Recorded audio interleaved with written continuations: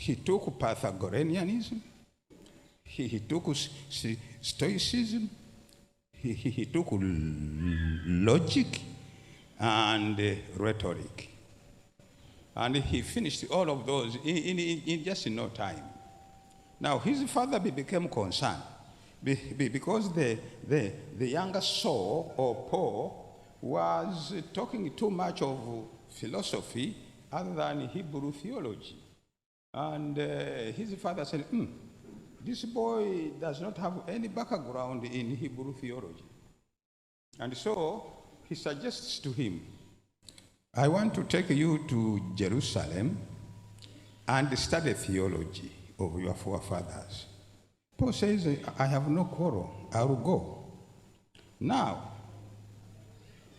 in those days, there were only 2 rabbis in Palestine who could do that. Others were rabbis, but rabbins, which are equivalent to professors. One was up north by the name of Hanina Abendosa. And then there was one down south, whom you know because his name was across the Bible. You see, Gamaliel. Now, Gamaliel was the most expensive teacher on earth at that time. If you sat at his feet for 6 months only, it became a CV, a permanent CV, which will never leave you. Now, the father of Saul tells Gamaliel, I want my kid to sit at your feet for 3 years. Name your price. And of course, Gamaliel named his price. And that is how Saul, a Jew of a diaspora, finds himself in Jerusalem, where he had not planned to go and live. But he had gone there now in obedience to his father's wishes. And so, he lands in Jerusalem. There's a lot of debate. Did these 2 young men ever met each other? You see, so there's 2 schools of thought. It says, even if they didn't meet, but somehow Saul came to see him, that is the man. When in 1 month with Gamaliel, Gamaliel discovered a special gift in this young man. And he wanted him to be a member of Sanhedrin. But Sanhedrin had a rule. Unless somebody is married, that's when you can be a member. However, there was a rejoinder, which says, unless a young man is of an exceptional ability, that's when we can allow him. And hitherto, they hadn't invoked that rejoinder yet. So Gamaliel goes and talks to the Sanhedrin that I have a young man of a rare character and a rare brains. I want you to bring him here for interview. Then the Sanhedrin accepted, and Saul was ushered in the Sanhedrin for interview. Somebody says who was present that after 10 minutes, everybody wondered who is interviewing who. The young man was just spontaneous, very, very sharp and very brilliant. So he was given immediately the place in the Sanhedrin. That's how Saul gets a place in the Sanhedrin. Now, Saul was a Pharisee, educated indeed. there was always a qualitative distance between sinners with him. Are you following? Yes, there was always a qualitative distance between people he considered sinners and him. That's number one. Number two, he could not socialize with people like Jesus and his entourage because they were far below standard for him. He could not.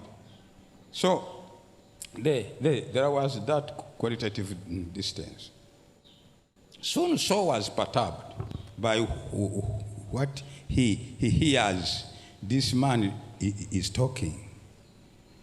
And soon the man will die, and his disciples will say, he has gone to heaven. He has gone to heaven? How? This command I saw here walking around, he's now in heaven. And Saul concluded that such a kind of mentality needed to be exterminated completely and killed. We can't have such a type of mentality any longer. And therefore, Saul gave an idea. Why don't we exterminate these people? Why can't we kill them? Why can't we eradicate them? They are blasphemous. And so the task of eradicating them, give me this chair, please. I would like her to sit. Thank you. And so the task of eradicating them was given to Saul by the Sanhedrin. And he was very happy to do so. He could swear 100% results. He couldn't see any impediment which can hinder him from fulfilling the work of God, the work of Yahweh, of exterminating people who say the man who was crucified is God. That was hard to believe at that time. Very difficult. It is only that now, after years, we don't have any more feelings over it. But in those days, it was very hard to believe that God walked on this planet. And to this day, the Jews are very bitter with the Christianity. They don't want Christianity. One day I was on that wearing wall. You know, there's a wearing wall where they go and wear, and they do their head like this. And then I saw a rabbi. You can tell who is a rabbi. You see, he has a beard, black beard, black suit, white shirt, black tie. And you can tell that this is a rabbi. So I go to him where he was wailing, and I said, please, I would like to talk to you. And he said, you can't talk to me when you don't cover your head with that small thing. So I ran quickly. They were being sold nearby there. I purchased one. I came back. And then he says, okay, let us go to my office. That was my first time to enter the office of a rabbi. And then, my friend, what came out of that man's mouth? He said, Judaism and Christianity will never meet. Christianity, you have done something very bad to Judaism. You have cheapened our God by saying that he was born. That's number one. But are you aware that only heathen gods were being born and die and then resurrect?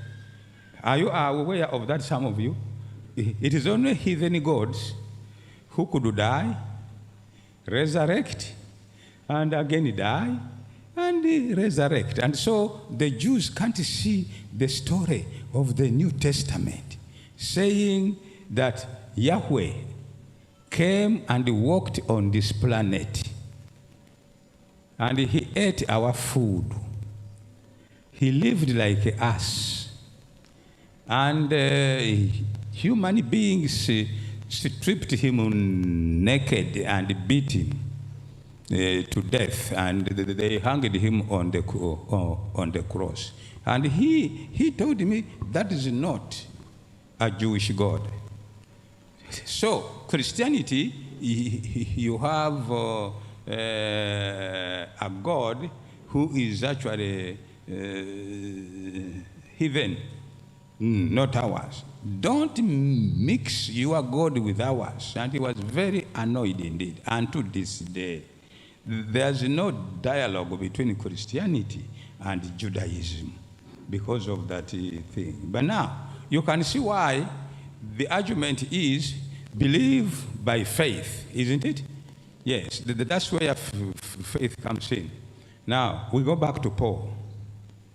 Paul, as clean as he was, he started his journey to Damascus to go and exterminate the believers who are heretics, blasphemers. They must be finished. Now, reaching a certain spot whereby where you go now and you can't tell whether it is the one, because whoever is leading you says, there. Others say, there. So you can't tell which one the sport took place 2,000 years ago, but it's okay. A voice comes out of heaven and says, Saul, Saul, why are you persecuting me? And he answers back, who are you am I persecuting? And Jesus hung on the title of his village, which hated him so much. I am Jesus of Nazareth. Now, I would like you to see how this young man is feeling. He looks up and he sees the very face of that man who was walking here up and down. He sat down in the dust for a half a day, wondering and asking himself questions. What was God doing here? You know, this is the way he is. He reveals himself, and he leaves you to fill in the gaps. Yes, he doesn't fill in the gaps for you. What was God doing here? The way he did. So Saul withdrew from society for 8 years, writing the theology of the cross. So we have two young men here, the founder and the supplier of the theology of the cross. That's what has made the movement of Christianity meaningful unto this day. And that's why we can have, it is Pope, by the way, who emphasizes faith and faith alone. Why? He was a Jew. And he knew very well that there was no way a Jew can believe that man who was walking here saying, the kingdom of God is here, the kingdom of God is among you, the kingdom of God is upon you, the kingdom of God is God himself. Now, upon that discovery, it became extremely difficult for Paul to explain other fellow Jews that it was God himself, as he himself had refused to accept. He knew it would be very hard for him to convince. Immediately news reaches Sanhedrin that Saul, or Paulus, has been converted to the religion whom you sent to exterminate, they put him under a fatwa.